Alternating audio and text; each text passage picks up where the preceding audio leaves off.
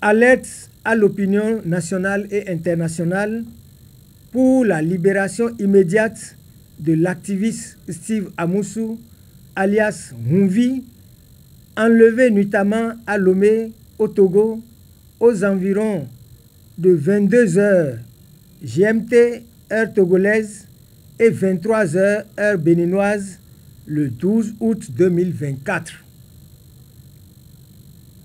Mesdames et messieurs, l'ODHP a appris avec horreur l'enlèvement à Lomé, quartier Adigomé, en pleine nuit, le 12 août 2024, de l'activiste Steve Amusu, alias Humvi, journaliste chroniqueur actif sur les réseaux sociaux dans la dénonciation des dérives liberticides du pouvoir dictatorial de Talon et en exil depuis 2019. Selon les diverses sources, cet enlèvement crapuleux est intervenu dans la soirée du lundi 12 août 2024 à Lomé, au Togo, alors qu'il venait de prendre son repas de la soirée. Le nommé Steve Amusu, alias Humvi, sortit acheter un article auprès d'une dame en face de son domicile, sera interpellé par 4 individus qui, sans déclarer leur identité, vont procéder à son kidnapping face à la population qui a tenté vainement de les en dissuader. Ces ravisseurs, au nombre de 4, dont l'un d'entre eux a une coiffe de rasta, ont donc réussi à l'embarquer contre son gré dans une fourgonnette de couleur noire pour une destination inconnue. Dans la fourgonnette, le sieur Steve Amusu a été encagoulé, battu et, plus grave, étouffé par l'un de ses ravisseurs à l'aide de son coude qui l'étranglait au point où il perdit connaissance. Pendant qu'il bavait, durant son étranglement, l'un des ravisseurs, assis devant la fourgonnette, au devant de la fourgonnette, disait à un autre de l'assommer. Monsieur Steve Amusu n'a eu la vie sauve que par l'interposition d'un des 4 ravisseurs qui a refusé à ses acolytes de passer à l'acte. Au cours du parcours, M. Amusu entendait dire « Amenons-le vers la plage », pendant qu'un autre disait « Non, c'est vers la forêt ». Pour arriver sur le territoire béninois, mesdames et messieurs, plusieurs voies détournées ont été prises pour arriver à la frontière entre le Togo et le Bénin. À chaque point, en plus de la cagoule, un pagne était utilisé pour couvrir la tête de la victime jusqu'à la frontière entre les 2 pays pour éviter qu'il soit reconnu. Aucune formalité de police n'a été observée par les ravisseurs à la frontière Togo-Bénin. Une fois sur le territoire béninois, un agent de l'OCRC, Office central de répression de la cybercriminalité, en tenue de police républicaine va prendre place dans la fourgonnette noire et placer des menottes à M. Steve Amoussou alias Humvi. Mesdames et messieurs, sur un plan procédural, il est à dénoncer que depuis mardi, qu'il a été mis à la disposition de la police républicaine par ses ravisseurs, M. Steve Amoussou, alias Humvi, n'a été autorisé à échanger avec ses avocats que cet après-midi du mercredi 14 août 2024.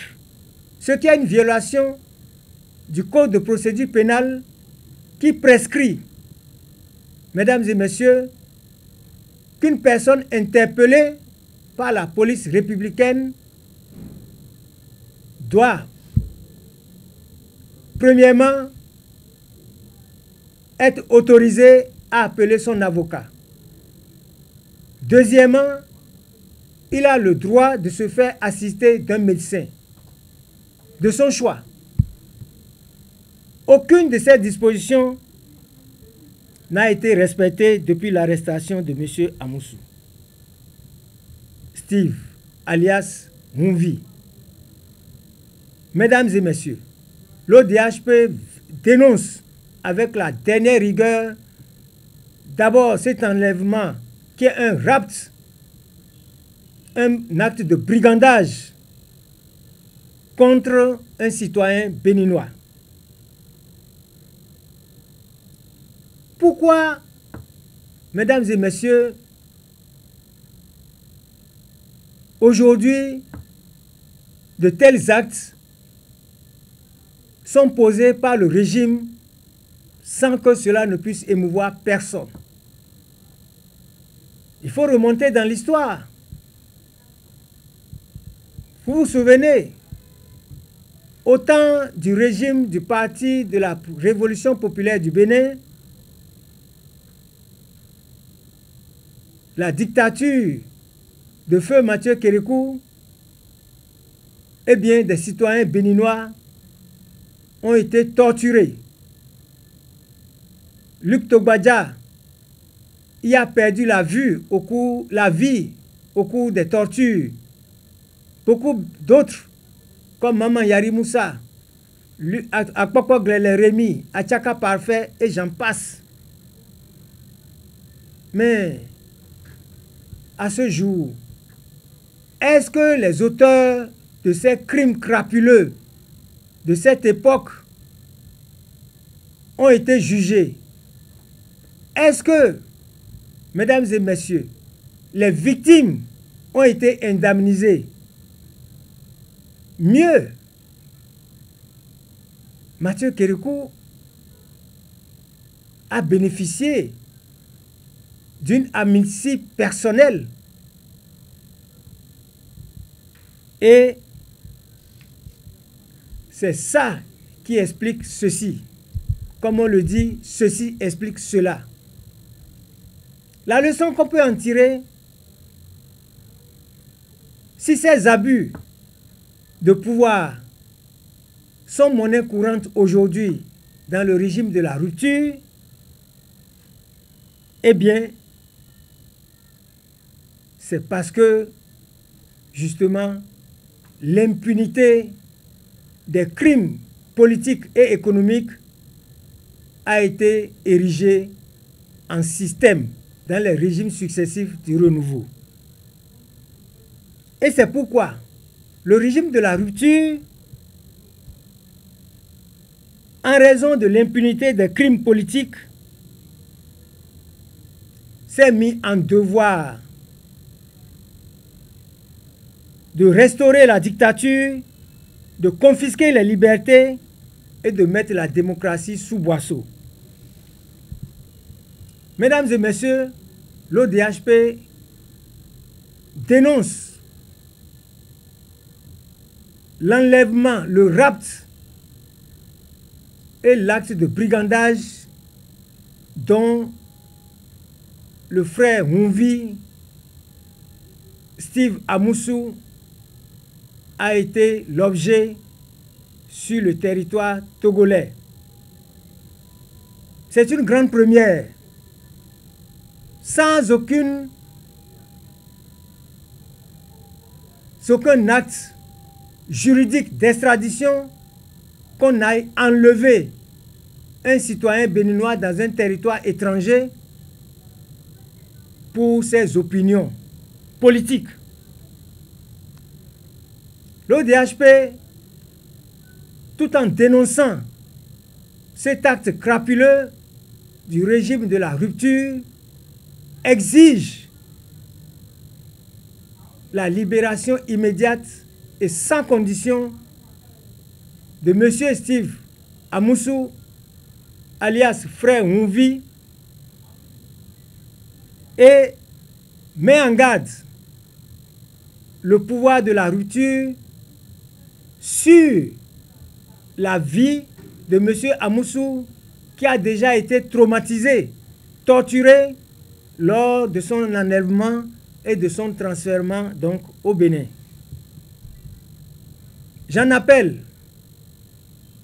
à la population béninoise, à l'opinion publique nationale et internationale, pour qu'ils s'associent à l'ODHP pour exiger la libération immédiate du frère Humvi. Dites-nous, vous avez rendu visite à votre client oui, ce mercredi après-midi. Tout à fait. Dans quel état vous l'avez trouvé? Comment il se porte, le frère Humvi? Oui, le frère Humvi se porte très bien et il a le moral. Et nous espérons, avec tout le soutien des 13 millions de Béninois et des Béninois à l'étranger, que son moral sera encore beaucoup plus topé. Qu'est-ce qu'il vous a dit? Il nous a dit qu'il a le moral. D'accord. Oui.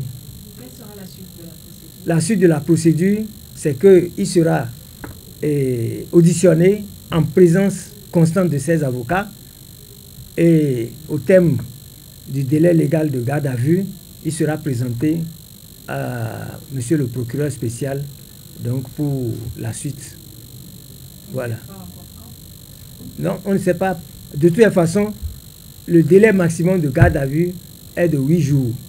Le minimum est de 48 heures. Donc, il y a un minima et un maxima. Donc, ce qui est sûr, c'est le mardi qu'il a été pris. Donc, au plus tard, et lundi prochain, il devrait pouvoir être, sa procédure devrait pouvoir être bouclée au niveau de l'enquête préliminaire.